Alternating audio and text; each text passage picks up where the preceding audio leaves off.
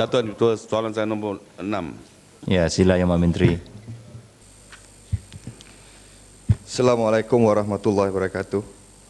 Datuk Yang Dipertua, untuk maklumat ahli yang berhormat, kedudukan perbezaan pendapatan dalam sesebuah negara diukur melalui pekali Gini yang mencatatkan pekali Gini bagi negara kita Malaysia pada 0.431 bagi tahun 2012 berbanding 0.462 pada tahun 2004. Dalam masa yang sama, terdapat juga beberapa indikator lain yang boleh digunakan sebagai mengukur jurang ketaksamaan pendapatan ini, iaitu pertama, nisbah pendapatan isi rumah 40% terendah berbanding isi rumah 20% tertinggi yang mencatatkan 1 berbanding 7.58 pada tahun 2004, manakala pada tahun 2012 mencatatkan 1 berbanding 6.58. Kedua, nisbah pendapatan antara luar bandar berbanding bandar yang mencatatkan 1 berbanding 2.10 pada tahun 2004 dan 1 berbanding 1.86 pada tahun 2012. Dan yang ketiga, saiz golongan berpendapatan rendah dalam negara kita sebanyak 20% pada tahun 2004 berbanding 19% pada tahun 2012. Melalui indikator-indikator ini bolehlah digambarkan bahawa jurang pendapatan antara golongan kaya dengan golongan miskin dalam negara telah berkurangan. Namun begitu, kerajaan sentiasa berusaha mencari langkah-langkah perlu yang lebih berkesan bagi mengurangkan perbezaan pendapatan di kalangan rakyat selaras dengan matlamat negara maju berpendapatan tinggi. Antara inisiatif yang diambil ialah pelaksanaan model baru ekonomi, melaksanakan inisiatif pembaharuan strategik, pelaksanaan program transformasi ekonomi, pengenalan dasar gaji minimum, mengurangkan kebergantungan kepada buruh asing, menyediakan peluang ekonomi baru, latihan, pendidikan, kemahiran di kalangan rakyat. Manakala bagi menjadikan Malaysia negara maju berpendapatan tinggi menjelang 2020, pelaksanaan rancangan Malaysia ke-10 sebagai kerangka model baru ekonomi adalah amat mustahak bagi menjamin kejayaannya. Usaha mengukuh keupayaan isi rumah golongan berpendapatan 40% terendah dengan menyediakan peluang yang lebih saksama bagi golongan ini meningkatkan potensi mereka menjana pendapatan yang lebih tinggi akan diberi tumpuan selain merancangkan persekitaran pertumbuhan aktiviti ekonomi yang mampan.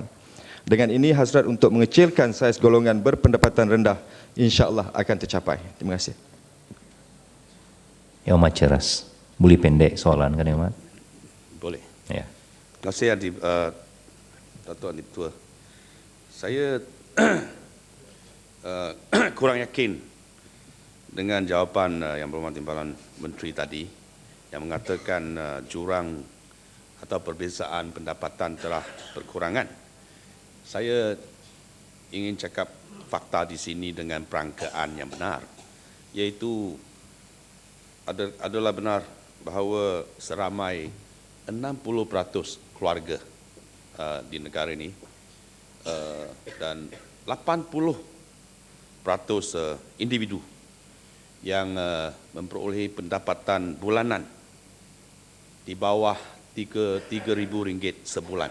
Ini adalah membuktikan kemiskinan masyarakat masih tinggi dan kekayaan dinikmati oleh golongan yang atau segmen masyarakat yang kecil dan ramai rakyat kini masih mengalami penderitaan akibat kemiskinan. Ini adalah satu fakta yang tidak dapat dinafikan. Dan saya ingin tanya Yang Berhormat, macam mana kemiskinan dapat dikurangkan dan jurang pendapatan dapat diperkecilkan jikalau kerajaan dapat mewujudkan satu suasana yang dapat ataupun usaha yang dapat memperkembangkan sektor-sektor yang dijangka boleh menghasilkan pendapatan yang tinggi. Yang kedua ialah macam mana kerajaan boleh mengurangkan penggantungan negara ke atas buruh asing yang murah. Dan akhirnya macam mana kerajaan dapat menjemalkan industri perkilangan kos rendah ke industri inovasi dan knowledge base. Sebab kesemua ini adalah merupakan industri-industri dan usaha-usaha yang telah terbukti di negara maju yang dapat menghasilkan pendapatan tinggi. Terima kasih. Terima kasih Datuk Yang Pertua. Pertama, saya tak pasti mana Yang Berhormat dapat statistik 60% keluarga, 80% individu yang berpendapatan 30 sebulan. Saya minta pegawai. Jabatan Perangkaan. Tak apalah, saya minta pegawai beritahu yang tu. Cumanya kita cerita 3,000 ni tidak melambangkan apa-apa, sama ada garis kemiskinan, pendapatan rendah, sama ada tidak, itu bukan prasyarat pengiraan. Sebab itu ramai yang mempersoalkan negara maju 2020 berpendapatan tinggi, sasaran kerajaan untuk mencapai 15,000 US dollar. Ada di kalangan pihak Yang Berhormat tak setuju. Kita pakai satu sasaran yang diberikan oleh bank negara, bank dunia.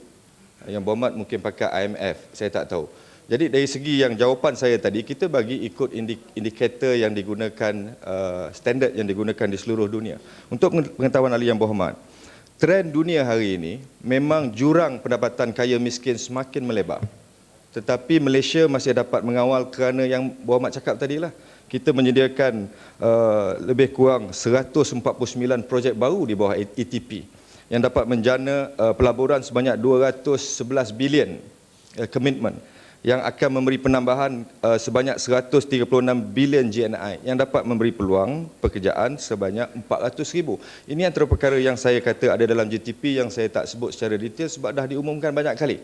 Tetapi nak beritahu bahawa perkara-perkara ini sedang dilakukan oleh kerajaan. Yang paling penting, yang Berhormat sebut, bagaimana nak kita kurangkan kebergantungan, rakyat kena bagi bantuan, seluruh pimpinan dalam negara kena bagi bantuan untuk beralih daripada penghilangan kepada knowledge base. Kita buat program kemahiran dan juga pendidikan, semua kena tolong. Kalau kita buat perkara ini tapi tak ada sahutan di kalangan human resource dan juga modal insan, maka tak boleh kita lahirkan apa yang sedang dijalankan di bawah MIND, di bawah MOSTI, mencari inovasi baru yang sebenarnya salah satu perkara menjadikan sesebuah negara itu maju seperti di tempat lain sedang dilaksanakan. Akhir sekali, Malaysia memberi komitmen, Kerajaan Barisan Nasional membuat sasaran dan membentang kepada rakyat setiap tahun yang dibuat oleh Perdana Menteri dari segi pencapaian tahunan kita menjurus kepada 2020 negara melaju, Malaysia berpendapatan tinggi. Terima kasih.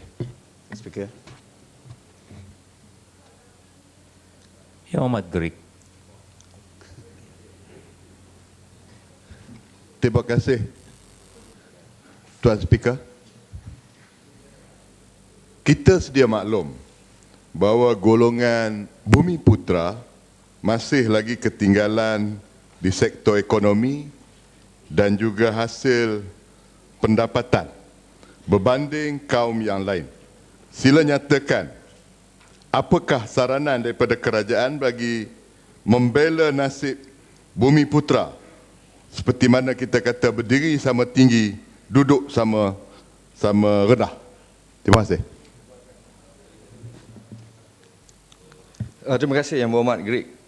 Saya cuba mengelakkan daripada bercakap tentang jurang pendapatan berbanding kaum. Kalau kita ikut statistik, sebenarnya memang ada jurang pendapatan dalam dapatan kita di Sabah, Sarawak, Semenanjung, luar bandar. Tetapi sebenarnya Yang Berhormat, kalau kita betul-betul ikhlas untuk merapatkan jurang ini, antara kaum Cina yang kaya dengan kaum Cina yang miskin ada statistiknya, Melayu dengan Melayu ada, India dengan India ada, Bumi Putra dengan Bumi Putra ada.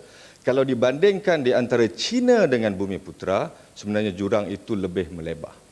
Jadi kalau kita betul-betul ikhlas untuk menjadikan satu jurang yang lebih mengecil supaya kualiti hidup, cost of living dan juga apa yang kita sasarkan itu dapat dicapai, maka kita kena bersama-sama untuk merapatkan jurang tersebut dari segi pemilikan pendapatan dalam negara. Jadi kepada Yang Berhormat, sebenarnya kerajaan bertungkus lumus untuk memastikan jurang di antara Bumiputera dan bukan Bumiputera tidak terus melebar dengan menubuhkan Majlis Tindakan Agenda Ekonomi Bumiputera dan juga yang diurustiakan oleh Teraju seperti yang saya nyatakan sebelum ini, bagi memastikan pemilikan itu dapat dilakukan dengan segera dan juga lebarnya jurang pendapatan di antara kaum itu tidak terus berlaku sehingga boleh mewujudkan rasa kurang senang dan keresahan dalam negara jika kita tengok dari segi kaum itu tadi. Terima kasih. Terima kasih Yang Berhormat.